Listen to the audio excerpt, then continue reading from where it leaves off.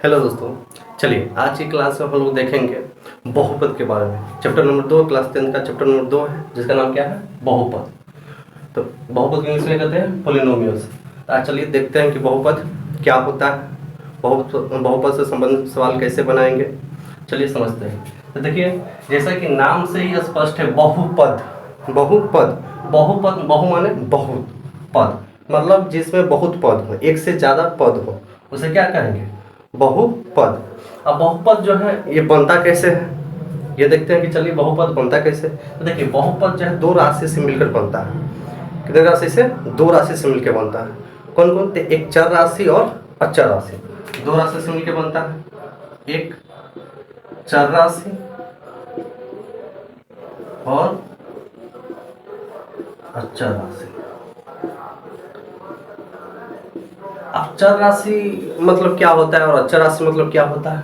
तो देखिए, चर राशि मतलब क्या होता है, तो जैसा कि आप लोग देखते होंगे किसी भी जानवर को चरते हुए, जैसे गाय बकरी भैंस किसी को चरते हुए देखे होंगे, तो वो चरते होंगे तो एक जगह नहीं चरते होंगे, वो अपना क्या करता है, स्थान बदलते रहता है। कभी वहाँ चरता है, कभी वहाँ चरता है, कभी वहाँ, मतलब तो उसको क्या बोलते हैं? चरना। तो चरना मतलब क्या? एक स्थान से दूसरी स्थान बदलता रहता है। उसी तरह यहाँ देखेंगे चर, तो चर मतलब जिसका स्थान न बदले, मान बदले। गणित में क्या देखेंगे? स्थान मतलब क्या बदले? मान बदले। मतलब वैसी राशि जिसका मान बदलता रहता है, उसे क्या कहेंगे? चर। याद रखिएगा, चरना से चर। तो चरना मतलब जो स्थान बदले, चर मतलब जिसका मान बदले।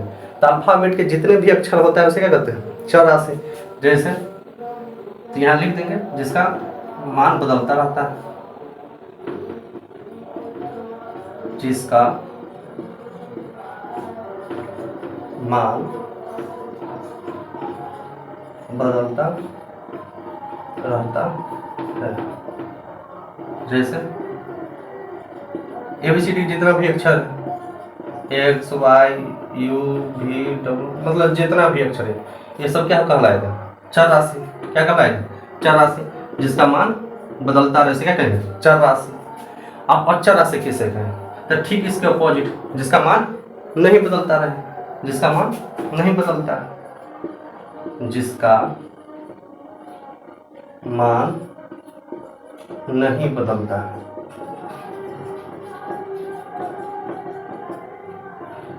उसे क्या कहेंगे? अचर राशि। चर राशि जिसका मान बदलता रहता है। अंग्रेजी के जितना भी अक्षर सब हो जाएगा चर राशि। और अचर राशि अल्फा जितना भी गणित का अक्षर है, जैसे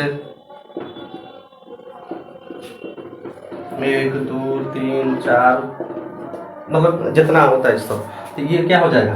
अचर राशि। तो यही चर राशि और अचर राशि, चर राशि और अचर राशि, यही दोनों मिलकर क्या बनाता है? बहुपद।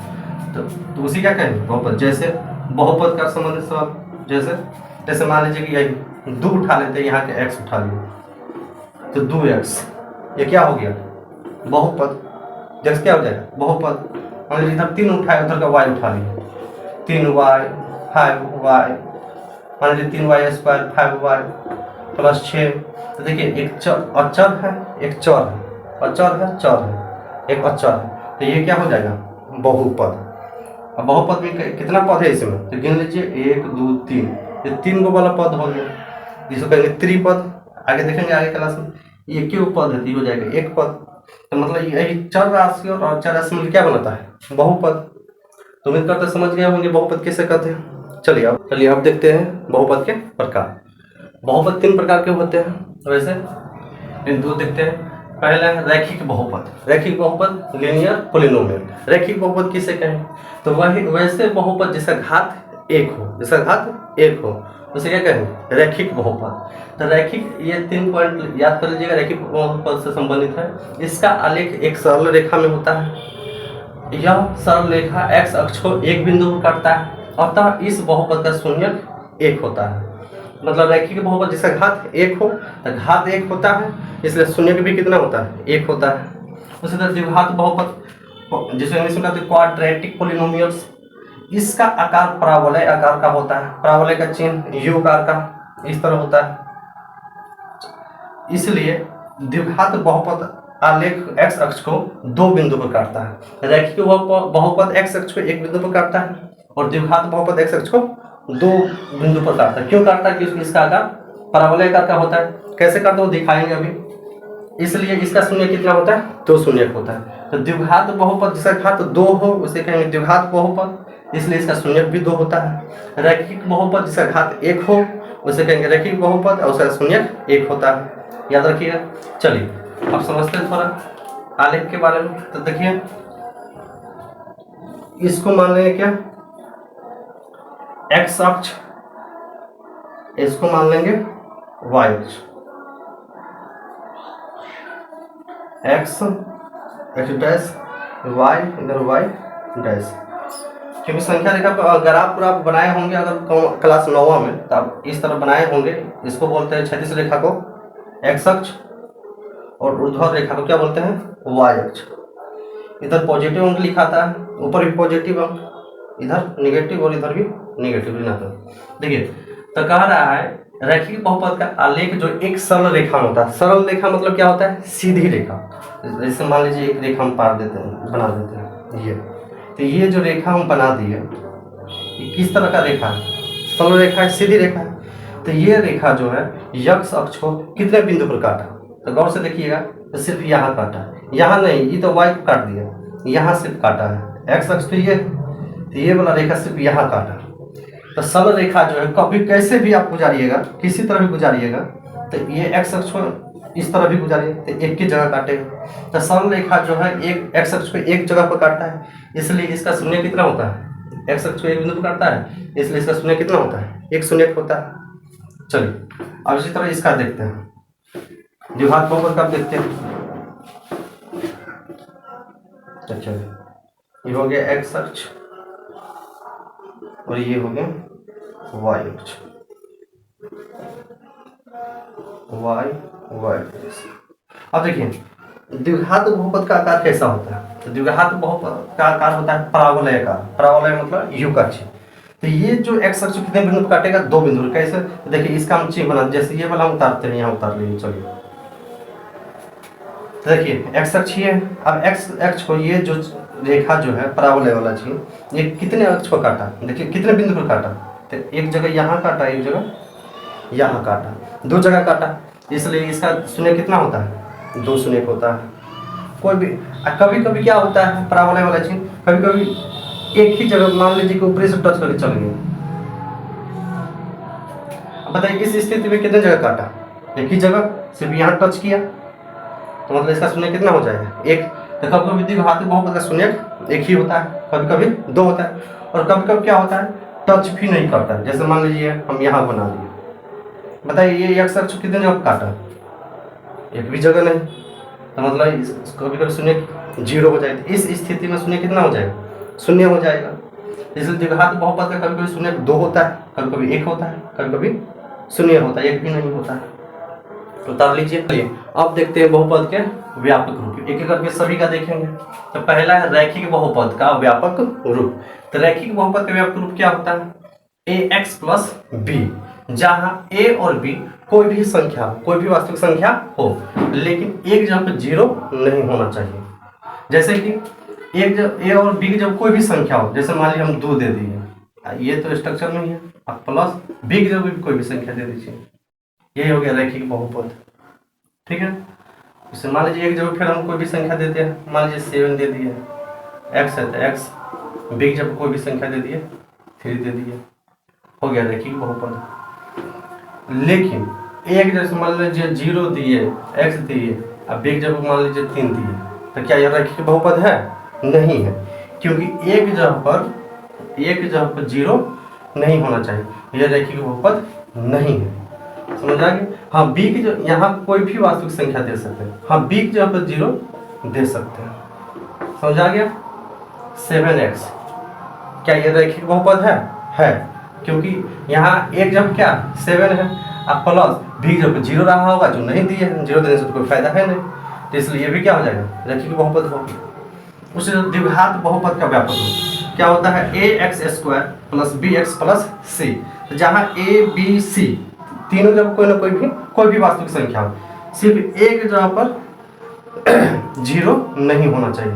a b c कोई भी वास्तविक संख्या, लेकिन एक जब 0 नहीं होना चाहिए। जैसे मान लीजिए एक जब हम दे दिए 3, ये स्ट्रक्चर में है x² प्लस है तो प्लस, बी की जब हम कोई भी संख्या मान लीजिए 5 दे दिए x, और सी की जब मान लीजिए हम कोई भी संख्या दे दिए 2, ये क्या हो गया, ये कौन सा बहुपद होगा, द्विघात बहुपद। इसमें देख लीजिए कितना घात है, 2 है, ये कौन सा बहुपद हो गया, द्विघात बहुपद।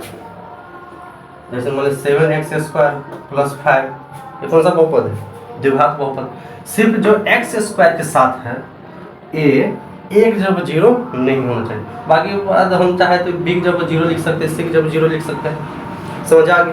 तीसरा, त्रिघात बहुपद का व्यापक रूप। देखिए हम इसलिए ये खाली जगह छोड़ दी है, ये पूरा लिख दी है कि वीडियो जल्दी बन जाए और समय ज़्यादा न लगे, इसलिए लिख दिया कि देखिए बहुपद का व्यापक रूप लिखना कोई भारी चीज़ नहीं है, एकदम आसान है। देखिए जितना पद वाला बोल, जितना घात वाला बोले, जैसे मान लीजिए द्विघात वाला बोल, द्विघात वाला बोल हम मिटा देते हैं, तो जितना घात वाला बोले तो उतना, जैसे मान लीजिए 2 घात वाला बोल तो x लिखेंगे, 2 घात वाला बोला इसलिए 2 लिख देंगे, यहाँ से स्टार्ट करेंगे। उसके बाद प्लस 2 घात में आप एक एक कम करते चलेंगे, तो 2 में से एक कम कर दीजिए, यक्स है तो यक्स से लिखेंगे, यहाँ 2 है तो यहाँ कितना लिखाएगा 1 प्लस, अब इसके बाद 1 है तो यहाँ क्या हो जाएगा 0, बस हो गया। अब यहाँ कोई भी संख्या देने के, यहाँ a दे दीजिए, यहाँ b दे दीजिए, यहाँ c दे दीजिए, तो x का 0 मतलब कोई मतलब नहीं होता है, बस हो गया द्विघात बहुपद का व्यापक रूप। समझे कि नहीं समझे, नहीं समझे, चलिए फिर से देखते हैं।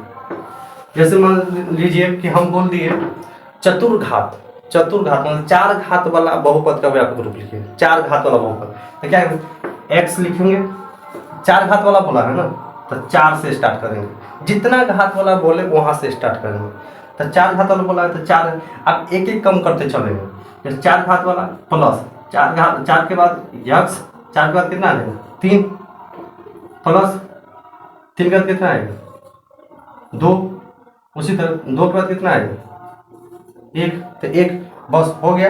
अब ABCD बैठाते चलिए, A यहाँ B यहाँ C यहाँ D, हो गया चतुर्घात का बहुपद का व्यापक रूप, समझाया।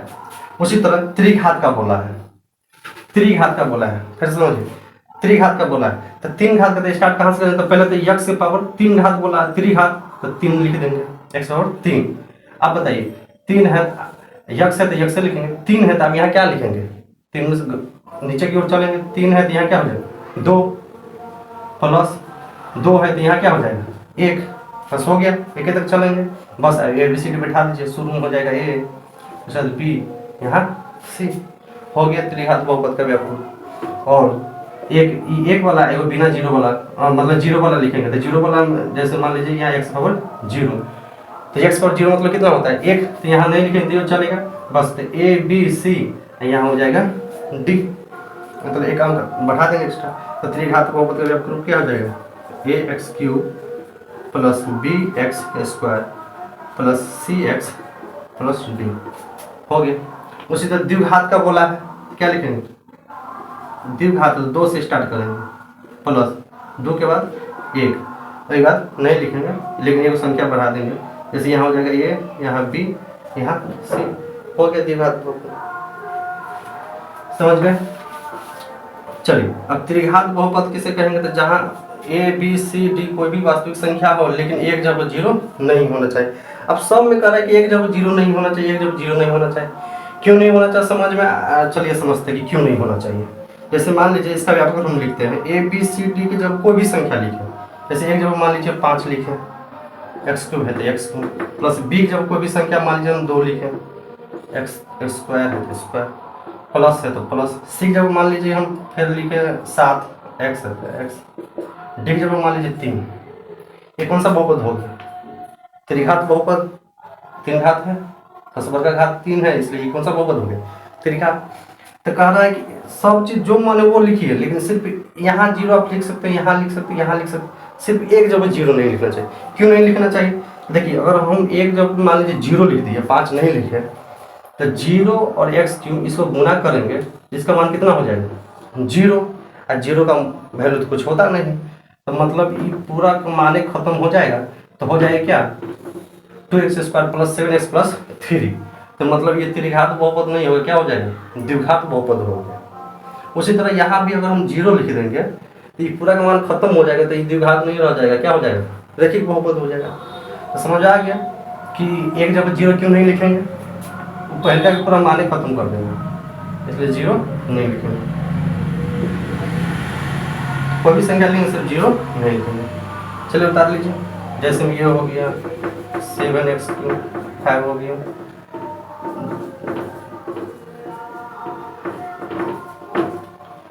सिर्फ 3 घात वाला होना चाहिए, भले 2 गो पद हो, 3 गो पद हो या एक ही पद हो, लेकिन पहिलका वाला जो है 3 घात होना चाहिए, हो जाएगा त्रिघात होगा। चलिए उतार लीजिए, धन्यवाद।